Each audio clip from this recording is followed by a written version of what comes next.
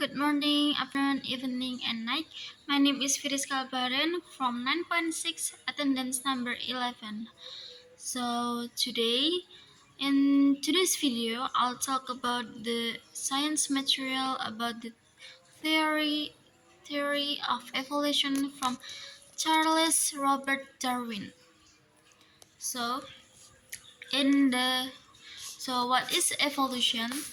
Evolution is the process of change over time, and it's specifically a change in the frequency of a gene or allele in a population in time.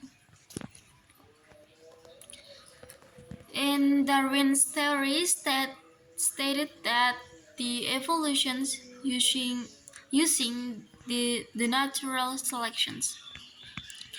Natural selection means that the organisms that are best adapted to an environment survive and reproduce more than others.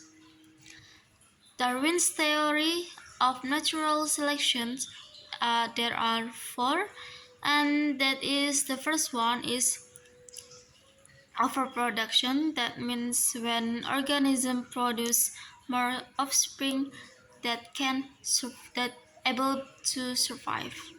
And then the second is variations, which means each individual has a unique combinations of inherited traits that help the organism to adapt and survive. But why is variation important?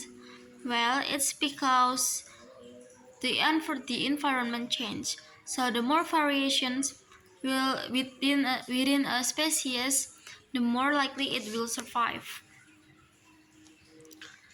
And then the more variations of the types of species in an environment, then the more of it will likely at least some of them will survive in that environment.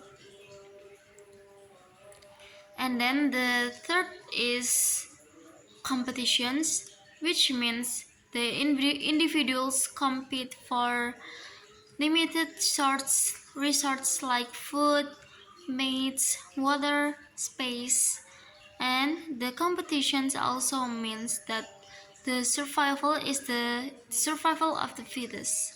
So they have to survive long enough to reproduce. In that case, it means that not all of the individuals able to survive to the adulthood. And then the last is selections. That means the individuals with the best traits or the adaptations will survive and have the opportunity to pass on its trait to their offspring. And now we're going to move on to the